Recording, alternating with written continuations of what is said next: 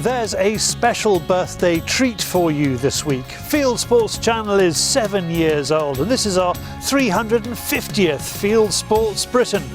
Now, some of you have been worrying that our episodes have been getting shorter recently. Well, one reason for that may be this film, which has taken a year to make. I think it's beautiful. I've seen it. Welcome to Fieldsports Britain.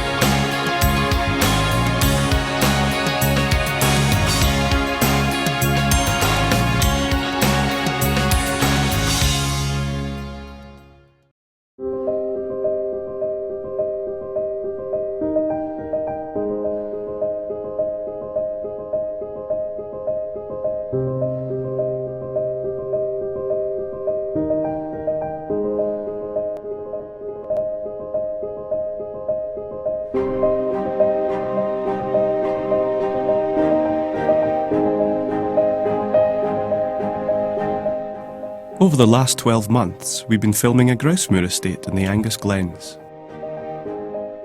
We were asked to record how this landscape can work for the landowners, the people they employ, and the wildlife in the 21st century.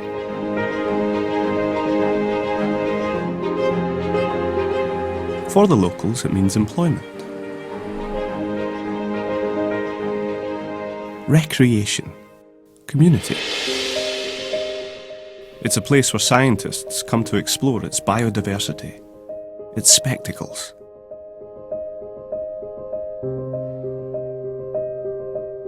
And for the lucky few, who pay handsomely for the privilege, they become a crucial part of the year in the life of a grouse moor.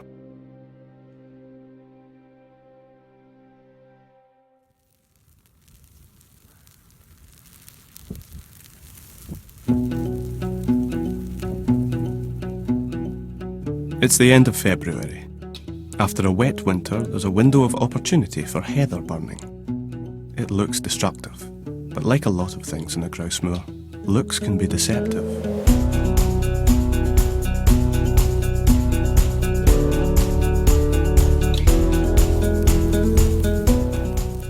It's all part of our habitat management. When the first heather comes through, it's where they come to feed. The next stage of heather, when this gets going, it will be somewhere for them to maybe nest, and then when it's getting a lot older, maybe 8-9 years old, and that's for winter feeding when there's snow on the ground, and also when the predators are chasing, they've got somewhere to hide and take cover.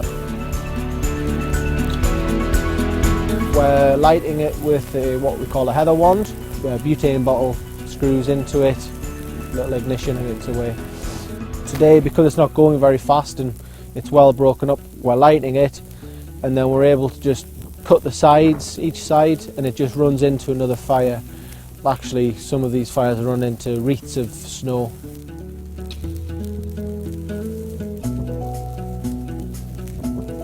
If the heather's left for too long without burning it, it just grows and grows and grows, and it ends up sort of growing to a length and then breaking over. It gets to the stage where there's no nutritional value in it. The sheep don't get any benefit from it, or none of the species, none of the hares or the deer.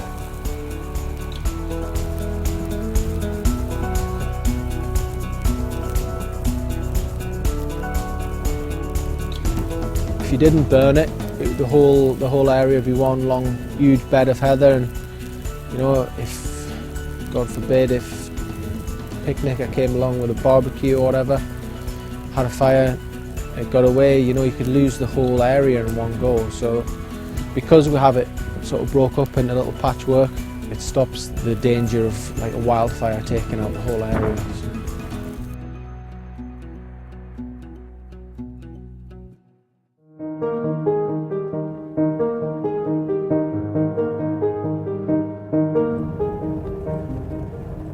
It's April in Scotland, and we are experiencing 4 seasons in one day. On the low ground, there's a courtship display that wouldn't look out of place on the floor of the Amazon jungle. about 40 male black grouse fight and posture.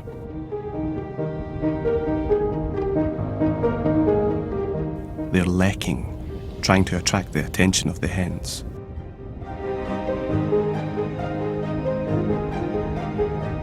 It's no coincidence that a group of academics and students have travelled from Germany to study the black game and also map the species diversity across this glen. Just at the moment I study about the black grouse in Germany, and in the Alps you have some places where you find them still, but in quite low numbers. You have a lag with 4 or 5 male black grouse, and here our first day we found here 24, there 20 and 16 on the other place. Really, I don't know the word for that, but it's it's great to see so many. You won't find many places like this where you can show students such a number of different animals and how many birds that you almost cannot find in other areas. Dr. Daniel Hoffmann is the Executive Director of Game Conservancy Germany. He's publishing a paper on his findings. Dr. Hoffmann understands the international importance of this part of Scotland, its fragility and the species that depend on it for a nesting ground. When you will reduce the intensity of gamekeeping here, you will lose species. You still find heathers and the grasslands, but the animals will go 2 or 3 years maximum, and then you will have many foxes here, you will have many stoats and weasels and so on. Then they reduce biodiversity, and you have only some species in high numbers and other species in low numbers, or even you lose them totally.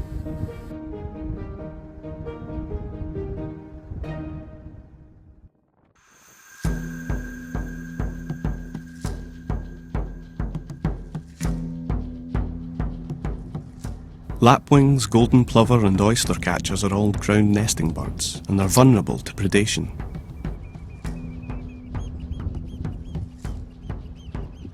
Just a few metres from the black grouse lek is a single egg in what can barely be described as a nest.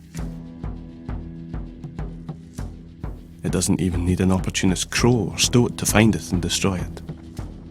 It could be us, wandering from the designated footpath. A dog off the lead, or even a deer could damage this egg with one unfortunate footstep. And yet the birds are here in good numbers. What happens if you don't manage them more? You end up with several possible alternative land uses. One is going to be forestry, obviously. Commercial forestry has nothing like the benefits that we would see here in terms of the environment, in terms of the landscape, in terms of the scenery. One is a much more intensive form of sheep farming. You're going to end up with a much more sterile grass hill as a result. One is that you simply do nothing. You leave it in its, if you like, what's perceived as its wild state. But it doesn't support anything like the same volume of wildlife. It can't support the same numbers of curlew or of black game or of any of the species that sit alongside the red grouse. So all of these alternatives are far less valuable to us as a nation. They're far less appealing visually, and they're just nothing like as good as a well-managed grouse moor. Out in the moor, it's not just the birds coping with the chill winds. The blue hare is also plentiful. These characterful mammals don't seem to realise that as the snow has receded, their white camouflage coat is not quite so helpful. People who don't understand hare culls accuse estates of persecuting the animals. Not here. And there is a perception amongst some people that there's very few of them and their populations might be in danger. But in fact, on these managed moorlands, the situation is the opposite. The keepers up here are seeing, especially in recent years, have seen a big increase in the number of white hares. And this is a classic example of a debate that is being held on the basis of not enough knowledge. and not enough appreciation of what actually goes on the ground.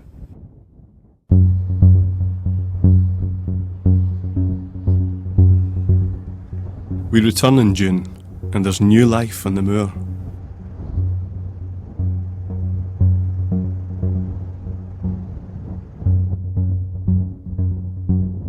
The winter and spring have been wet and cold, and the keepers are worried that even with all their efforts, the weather is going to have the last word.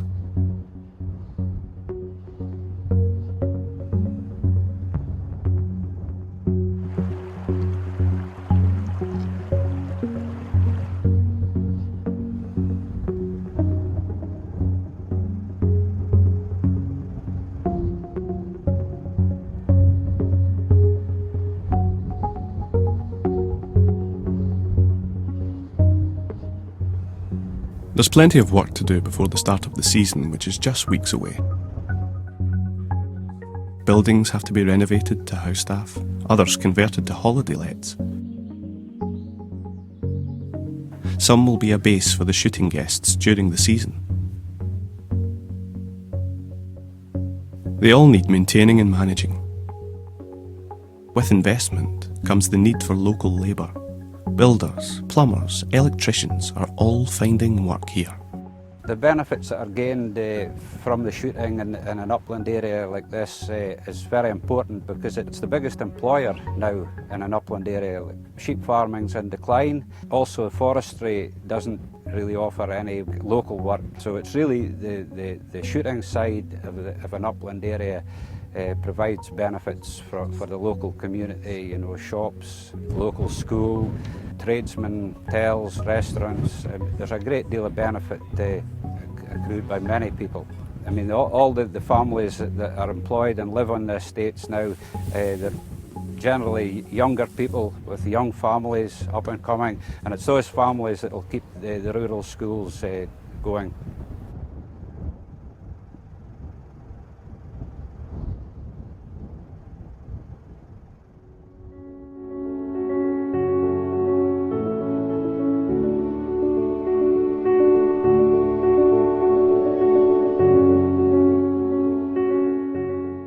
It's late August. This is the moment the estate has been preparing for. All the work behind the scenes is now centre stage. Whether it's the kitchens, the gun room or on the moor, things have to be just right. One of the invited guests is George Digweed MBE, the multi-world champion clay shot and one of the best game shots in the world. He is offering some tuition prior to the big day. A grouse trap above them simulates the unique way a driven grouse will fly tomorrow. Where were you on that one? Beautiful. And again, not only can the guns that come up enjoy some practice before they go out, but also the keepers can come on here and absolutely fine-tune their technique to be able to go out, whether they're shooting vermin, rabbits, magpies, whatever they're shooting on the estate, they're in a perfect place to be able to place that shot perfectly and make a good clean kill. The only thing you hit with that shot was me.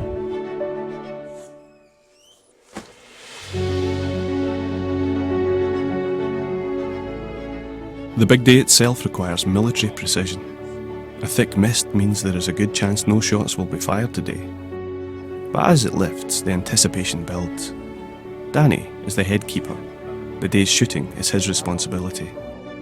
I'm Danny, the head keeper. We're here to shoot grouse today, red grouse. There is a chance we'll see some black game this morning, so if you could leave them please today. There's a lot of pressure on him and the army of local help.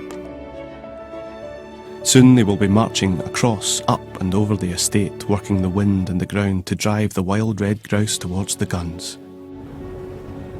Yeah, this is probably the most nervous time actually. When you go into the first drive, you never know what's happened before you get there. Especially it's 12 o'clock now because of the late start with the fog. We're going to try and squeeze 3 drives in, and because you start this late, you're just constantly chasing your tail.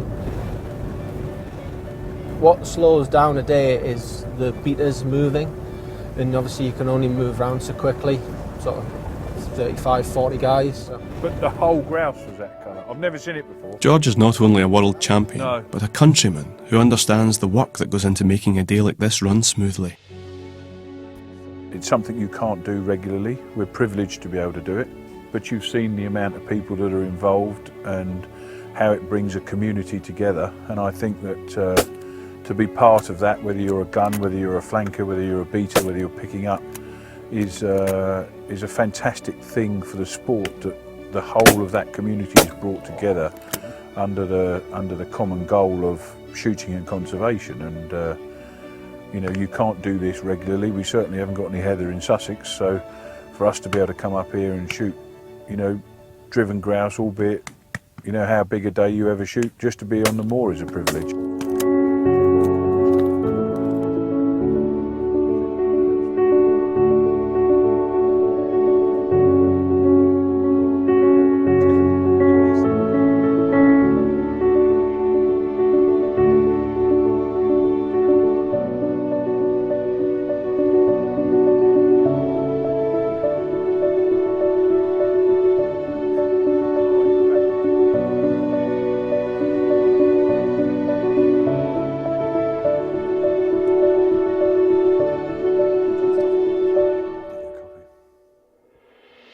On the next drive, we join Johnny Goodhart, another seasoned game shot and managing director of CCI Clays. The only thing you can see man-made are roads, one wagon at the top dropping off the beaters, and what else? Nothing. Glorious. Very privileged and very spoilt to be on the moor. It's just one of the great sports of this country.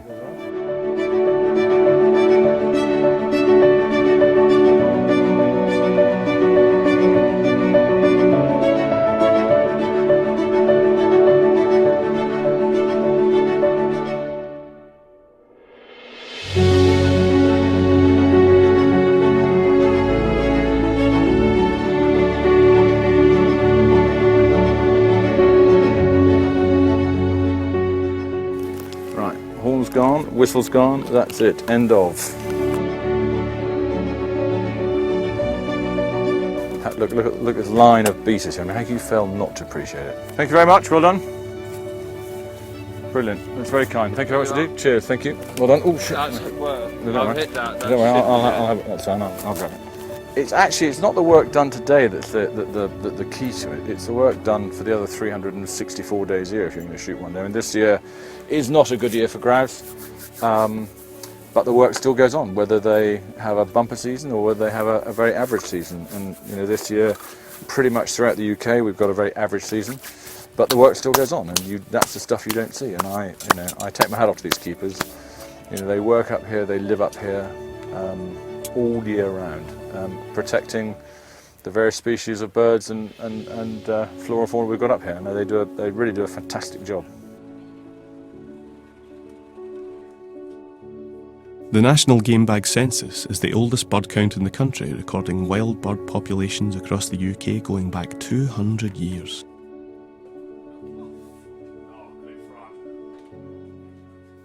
It's all part of the management plan.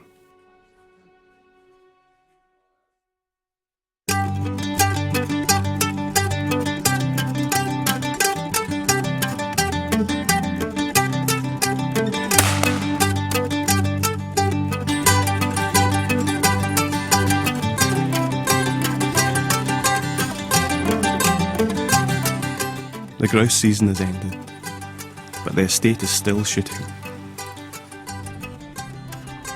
The focus has shifted from the very tops of the moor to the lowlands and the pheasants and partridge. Up into the wood, Okay. and we'll kind of push up so far up. Oh, I mean, all low ground shoot is as important as the grouse to the owner and the community, really. When the grouse season finishes middle of December, but generally we pack up mid-October, late October, and then that's when we get into our pheasants and partridges. Our grouse season this year wasn't great. It was, you know, we had 17 days, so it was fine. We made the most of what we had. It wasn't as good as the previous year due to bad weather during nesting and hatching time. We can only do so much, but we can't stop Mother Nature. Unlike the grouse, these are not wild birds, but they soon will be if they're not managed by the gamekeepers. Once again, the shoot days are labour intensive.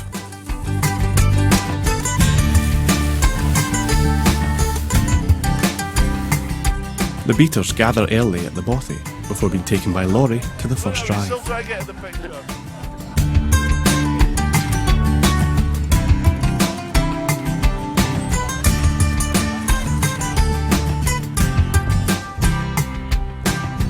The grounds here are well known for delivering challenging birds. Good pheasant shooting, making it challenging for everybody, the gun shooting, and just making sure everyone has a good time, really. At this time of year, the number of visitors to rural Scotland dwindles. Not here.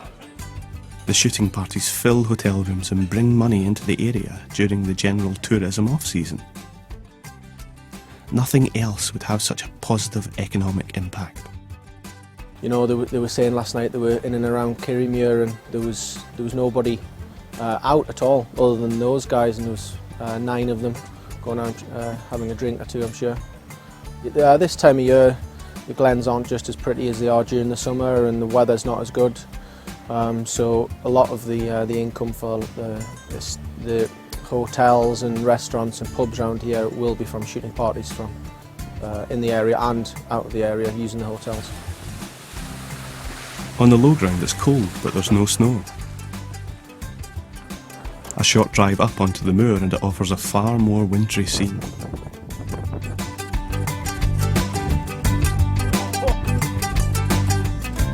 The impressive blue hare numbers mean that a group of falconers have been given permission to hunt in the estate.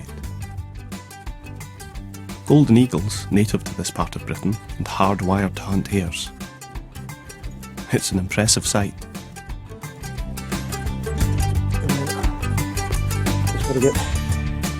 Roy Lupton is hunted with his birds all over Scotland and has seen many estates lose their hares through climate change and mismanagement.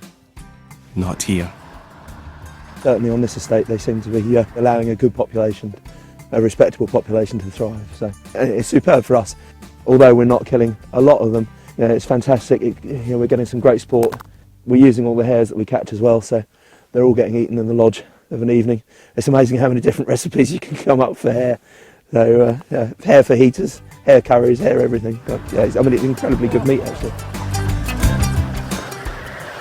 The days may be short, but the hours are still being worked. The farm is another of the vital parts of this Scottish estate, sustaining and future-proofing the life here. We end our year in the life of a grouse moor with another spectacular drive. The guns are getting some world-class shooting and they're very happy. There's already talk of booking again next year, and so helping guarantee the livelihoods of the people who call this estate home. At the centre of it all, its beating heart, a grouse moor. Gorgeous. I hope you enjoyed that. We have a special grouse shooting hunting YouTube coming up later in the show. First, the man who made that film is back on his usual spot on the news stump. It's David.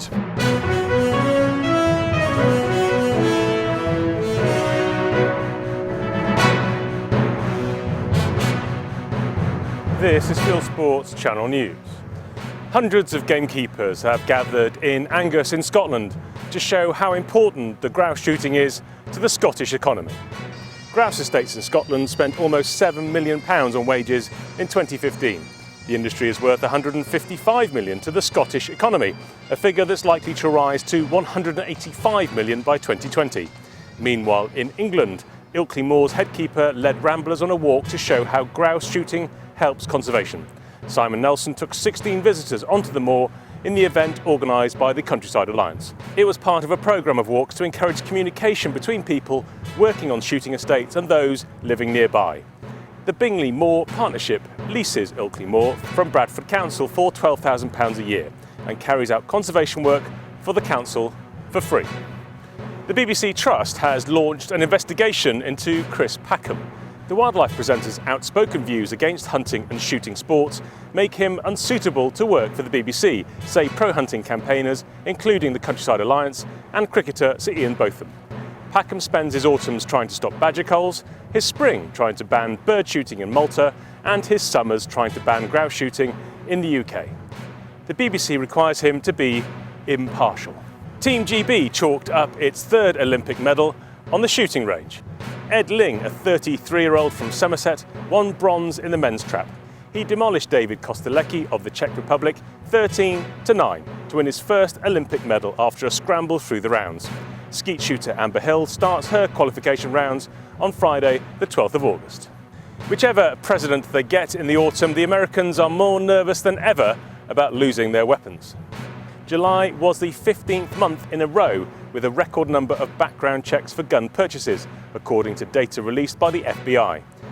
The agency's National Instant Criminal Background Check System processed 2,197,169 requests in July, about 66,000 more than in June, and a 37% jump from July 2015.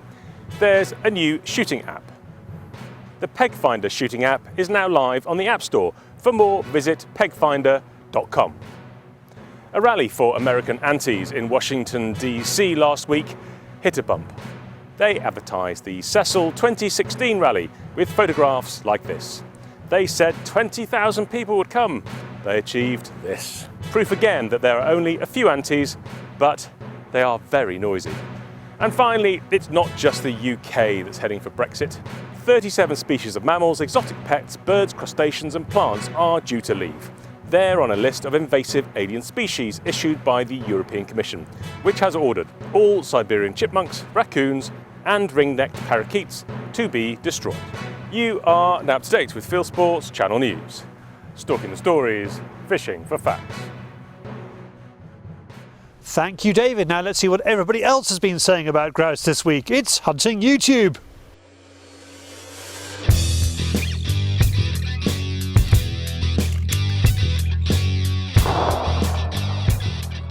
This is Hunting YouTube, which aims to show the best hunting and shooting videos that YouTube has to offer. And this week we are focusing on grouse shooting films, many of them a reaction to The Common Enemy. BBC presenter Chris Packham, boo, hiss, all speak up for the conservation benefits of grouse shooting, and Jonathan McGee's new film Grouse Shooting the Real Story is no exception. Shot in his native Yorkshire, it is a series of interviews with people involved in the sport. Basque has set up a new YouTube channel to run its #NoMoreMyths campaign. They're showing a series of interviews like this one with North Country student gamekeeper Jack DePledge. Not sure how wise a new channel is on YouTube. Best to use every advantage you have if you want to attract viewers, and Basque has a perfectly respectable YouTube channel already. But the hashtag is a good idea and the film is worthy. Inexplicably only released on Vimeo and not YouTube, that's a good way to avoid getting watched. Pro grouse shooting campaign group Gift of Grouse has produced a film about the annual grouse count in Inverness. Their cameras are on the ground with moorland gamekeepers on the Corrigarth estate. We too ran a story about Gift of Grouse when it launched last year. The new campaign by the Scottish Moorland Group shows how grouse shooting is a key provider of tourism, employment and conservation. Last year, Byron and Daryl Pace touched on Gift of Grouse when they released The Untold Story-driven grouse shooting for the Angus Glens Moorland Group, again giving an insight into the people and communities integral to protecting the moorland we all enjoy. Untold is a key word here. People involved in grouse shooting are tired of their story not being told. Watch the BBC and you'd think that the world hates grouse shooting. They don't, just Auntie does. It's a sport that's enjoyed by tens of thousands of people, and in this film by Team Wild TV about walked-up shooting attracts mainstream sponsorship from car company Isuzu. Here's a film by The Shooting Show, including me. They asked me up to double gun on Farndale in North Yorkshire, where shooting show presenter Peter Carr used to be keeper. Dear me, a TV host now. What a come down. Above all, grouse shooting is fun. We do it because we enjoy it. Here's another shameless plug for a Fieldsports Channel film, one we made for gunmaker William Powell. It is truly the peaches and cream of all shooting sports. That's it for this week. I will be back with a more general roundup of hunting and shooting on YouTube next week. If you have a YouTube film you would like us to pop into the weekly top 8, send it in via YouTube or email me the link, charlie@fieldsportschannel.tv. If you don't like those, how about this? It's our air gunning show Airheads. Jamie is down in the woods today, tra-la, baiting in squirrels and being baited by his shooting buddy Farmer Tom. Meanwhile, our creature of the night Darren Rogers is testing a thermal unit on rabbits. There is air streaming, there is hot air airgun news. Click on the link on the screen to watch it. And we are back next week. If you haven't done so already, please go to our website, fieldsportschannel.tv, where you can click to like us on Facebook or follow us on Twitter or subscribe to us on YouTube, or best of all, pop your email address into our constant contact box on our register page and we'll constantly contact you about this show, Fieldsports Britain, which is at 7 p.m. UK time every Wednesday. And this has been Fieldsports Britain. Good hunting, good shooting, good fishing, and goodbye.